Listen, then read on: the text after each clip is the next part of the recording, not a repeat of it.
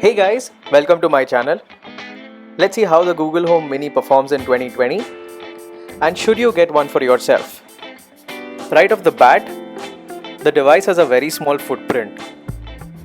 It has a cloth mesh on the top and a rubberized base to it. It powers on via a micro USB cable. Now that's not a big deal for me because this is not portable, so I would not crib about the USB-C port here. Apart from this, it has a mute switch and no other buttons. So what it has is touch sensitive areas to control the volume and other functions. However, I would not worry about this too much as voice commands are the main thing here. Plugging the device in powers it on right away. As this turns on, let me run you through the specs very quickly. The device supports Wi-Fi. It needs to be connected to Wi-Fi all the time to work.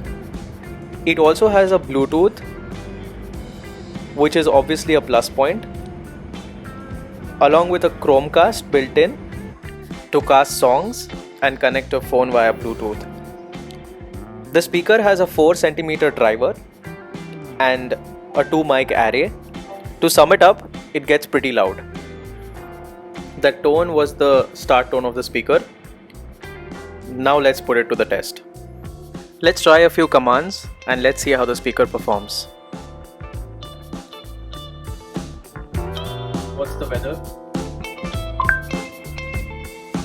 Right now in Mumbai it's 31 degrees and clear. The forecast tonight is 31 degrees and partly cloudy. Due to the current humidity, it feels like it's 38. I'm going to try and say something incomplete now. What's the...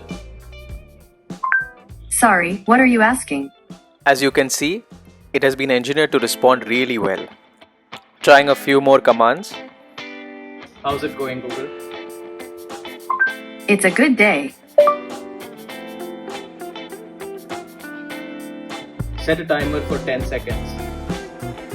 10 seconds. Starting now. While it counts down, let's see how to connect a phone via Bluetooth. To connect a mobile device to your speaker, say pair Bluetooth. After they're connected, you can listen to music via Bluetooth.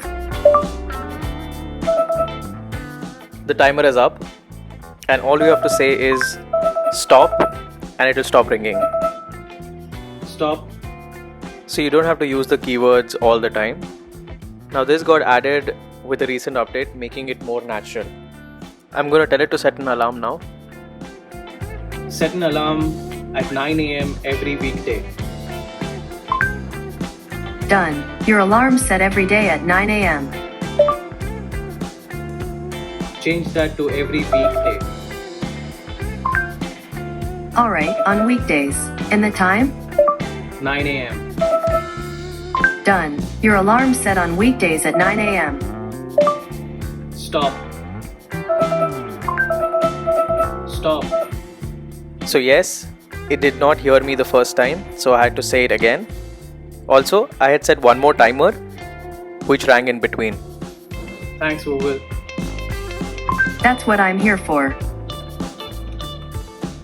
I have a smart switch and a smart plug connected to the device. I'm going to toggle it on and off. Let's see how that goes. Hey Google, turn the light off. Turn the light on. That did really well. It is seamless to automate your home. I highly recommend a plug or a smart bulb with this device.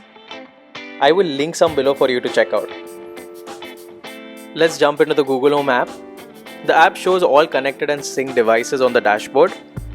It has some ready commands on the top and the devices on the bottom. The app offers a lot of control over the settings and the features of the speaker. The volume of the speaker can be controlled from here. Diving more into the settings, there are a range of settings and features. Right from the name of the device to the Wi-Fi it's connected to. I've turned on the accessibility function. It's pretty useful. Now the alarms which I set earlier can be seen here. You can even adjust the volume of the alarms. There is even a night mode. You can dim the LED lights. You can also decrease the volume and set it up like a routine, which it'll automatically do. You can even activate the do not disturb like I have. This works like a charm.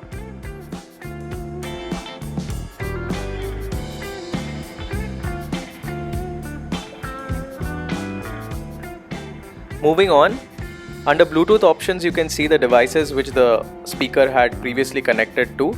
You can even add and delete devices from here. There are more settings, like while listening to you, it will automatically lower the volume of whatever you're listening to.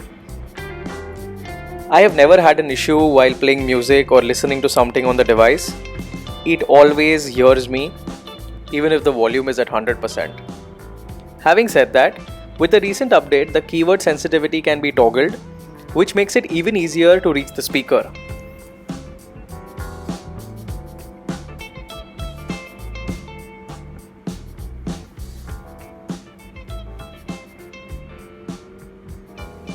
That's not all. You can even set up duo calling, which is a bonus. Google has really thought this through. The list and features and the possibilities of the smart speaker are endless. Finally, the voice match feature allows the device to recognize many different users. That brings us to the end. I would definitely recommend everyone to pick this up, or at least a smart speaker. That's all from me. Thanks for watching. Please like and subscribe.